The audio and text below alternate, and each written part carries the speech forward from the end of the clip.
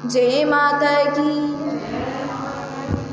Always choose the one who can correct your mistake. Always choose the one who can correct your mistake, because everyone can find our mistake, but the Guru is the only one who correct us on the right time and show us the right path. एक बार एक ग्वालन दूध बेच रही थी। एक ग्वालन दूध बेच रही थी और काफ़ी नाप तोल करके, काफ़ी सारा हिसाब करके हर किसी को दूध दे रही थी। तभी वहाँ पर एक व्यक्ति आता है। वहाँ पर एक व्यक्ति आता है और अपना पात्र उस ग्वालन को देता है। तो ग्वालन उसके दूध का कोई नाप नहीं करती, कोई हिसाब नहीं करती, और ऐसे ही उसके पात्र में, उसके पतीले में दूध डाल देती है और उसका पात्र उसे वापस दे देती है। और वहीं पर एक साधु महात्मा जी बैठे थे और वो ये सब देख रहे थे। साधु महात्मा जी के पास एक आदमी भी बैठा था।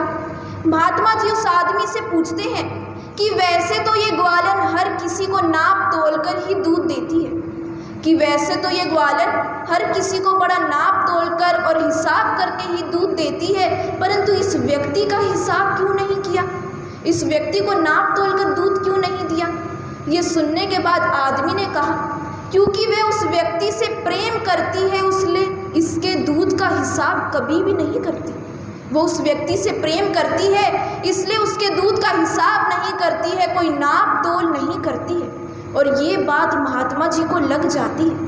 ये बात महात्मा जी को लग जाती है। वो ये सोचते हैं कि एक वो ग्वालन है जो प्रेम में कोई हिसाब नहीं करती, कोई नाप तोल नहीं करती, और एक मैं हूँ जो अपने भगवान से इतना प्रेम करता हूँ और फिर भी सुबह शाम गिन गिन कर उनके लिए माला करता हूँ, हिसाब करके ही उनके लिए माला करता हूँ। ऐसा विचार महात्मा जी के मन में आता है और वे सोचते हैं कि ये तो ठीक नहीं है, और अपनी माला तुरंत फेंक देते हैं। अपने गुरुदेव के पास जाते हैं, उनसे कहते हैं। तो गुरुदेव उनसे पूछते हैं कि तुमने ऐसा क्यों किया, अपनी माला का अपमान, अपनी माला को क्यों फेंका, इसके पीछे तुम्हारा क्या कारण है।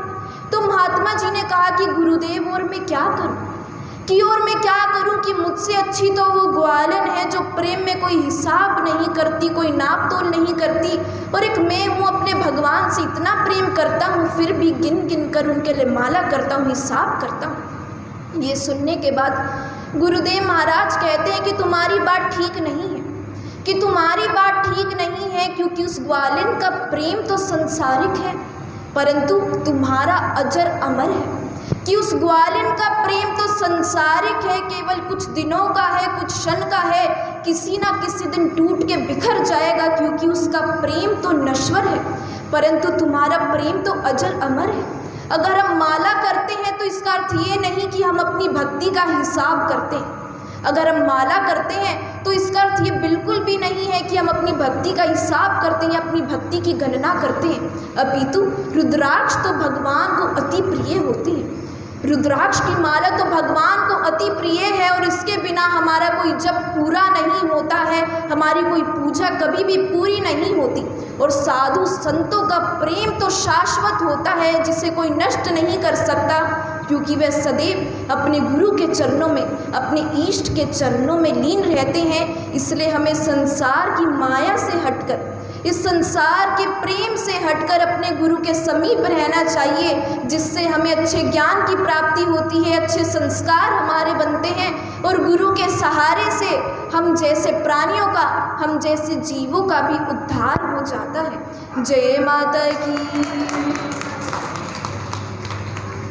गुरुदेव महाराज कहते हैं कि बुराई करने से हमारा मन खराब हो जाता है, बुराई करने से हमारा मन खराब हो जाता है, हमारे भीतर द्वेष भावना उत्पन्न हो जाती है।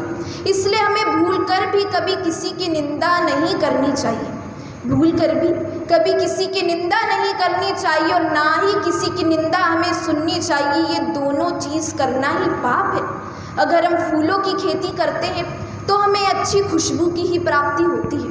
अगर हम फूलों की खेती करते हैं, अच्छाई की करते हैं, तो हमें सुगंध की और खुशबू की ही हमें प्राप्ति होती है, अच्छाई की ही हमें प्राप्ति होती है। इसलिए हमें सदैव अच्छे कर्म करते हुए, गुरु के चरणों में लगते हुए इस जीवन में आगे बढ़ना चाहिए, क्योंकि ये जीवन जितना सजता है माता पिता के प्यार से, ये जीवन जितना सजता है माता पिता के प्यार से, उससे कहीं ज़्यादा महकता है गुरु के आशीर्वाद से। बोलो गुरुदेव महाराज की।